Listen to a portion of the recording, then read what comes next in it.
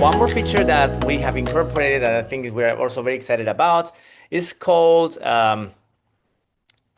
assets. So on the bar on the left, on the toolbar, we're gonna find the assets, and the assets are basically elements, people, furniture, elements that you want to keep, and in a very convenient way, you want to drag them.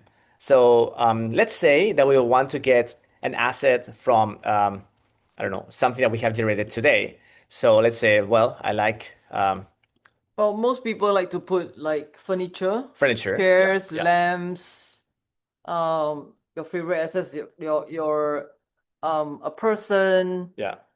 Yeah, so Carlos is trying to. You can go for, let's say, the Burlek low chair and you like it. And then you're going to go to You can the just website screenshot.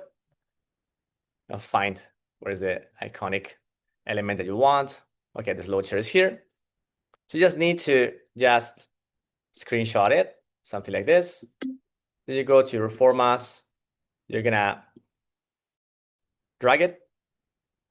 And by the way, now you can drag multiple images in the freeform board. You can drag up to 5 images at a time. So we support now multi dragging of the images. And now you can do in the actions, you can find remove background as the first option you have here. So it will take about 5 seconds to remove the background. And it will clamp the new boundaries to the selection. So now that this clamp to the new selection. And then we go to our assets, and then we go, let's say, for create one new one. It's gonna be a catalog. It's gonna say Burlek furniture, because I like this one. Then create the category. Now we have Burlek furniture here. Then we just need to drag the generation here. Okay. I'm just dragging from the freeform canvas right inside, and then it will save the asset. So assets are convenient when you're working with elements that you want to repeat. Then you're gonna go here. You're gonna you can go to the asset. You can remove, or you can use the asset. It will be placed. Sorry, it will be placed in the scene. I just replace the image that we made. Let me just correct this one here. Sorry, like something like this. Not select anything, just here. Gonna put the asset here, drag in, put in the canvas, and now we got it. So we can remove, or well, you can rescale the elements and start working with combining layers. So that is also possible, start working with elements. And that is very interesting to work with the furniture like that, especially when you're working with, let's say, with a sketch of a space that maybe you are starting to work in a very early stage. I say, well, it's gonna be a kind of a kind of a space with a certain like element, and I'm gonna say that this is like a white polished floor photography. Here's like a white reflected ceiling. Then here's like a So what Carlos is trying to do is, if you don't have a blank space, you can create any blank space and try to rearrange the furniture accordingly. Or of course, if you already have the floor plan, yeah. or if you have a nice picture, you can start editing from there as well. Then just create this image from here, like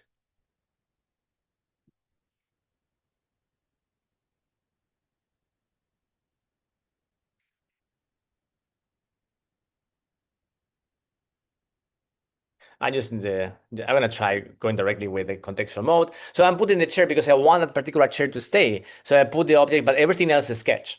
So that is also working. You can work with a high level of precision, or some level of uncertainty, and the nodes will give like context to the uncertainty. So yeah, so we got this. So we have this space that we put the interior space with natural diffuse light and topography and what we did. So basically the chair is 100% maintained, and everything else has been interpreted by following the lines and our intent. So that's quite interesting when you're working with level of like uncertainty, but you also want to have uh, a high level of detail on the generation, the hotel or the bath term. I go here, let's say for this space, now they're very famous, like Western by Peter Zumthor. I'm going to put the generation here. Just copy the image. You can copy the image directly, and then in Formas, you're gonna just paste the clipboard. You will get it here. So now we have this. So just quickly sharing how to work with mood boards. You're gonna use the generate drawing option. You're gonna go all the way to the right. You can use these arrows, and then you're gonna go here for mood board and generate.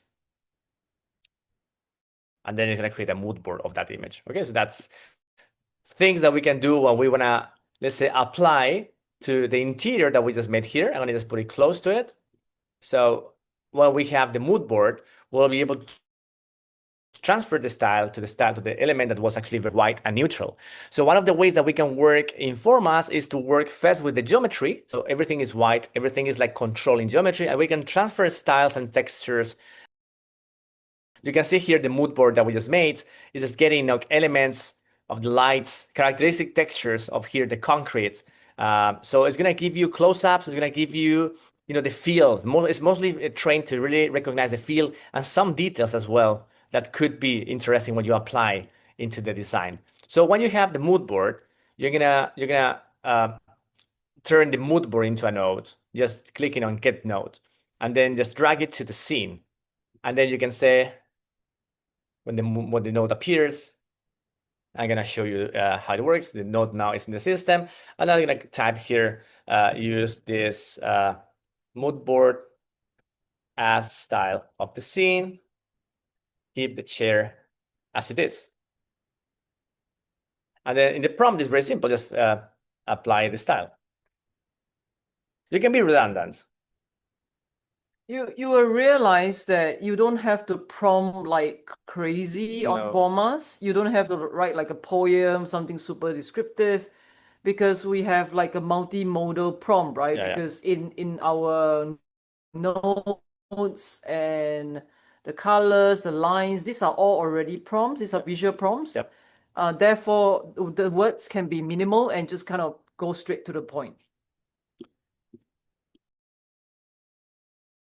You can see here the transformation of the style is really direct, is very well done, especially with the mood board, keeping the chair exactly where it is, and all the elements have been appearing, I put the reflection and all. So in this case, remember, applying this mood board style works really well with the we don't make a big deal about that, but you are using now Nano Banana 2.0. In every generation, you're using already the latest version of Nano Banana. So it's directly, we incorporate models and we don't need to make a buzz fast. Like it's just basically models. You're gonna always have the latest models in Forma, so don't worry about that. That happened overnight, and now, of course, we incorporate immediately in the best possible way, right? So in the best use case, as always.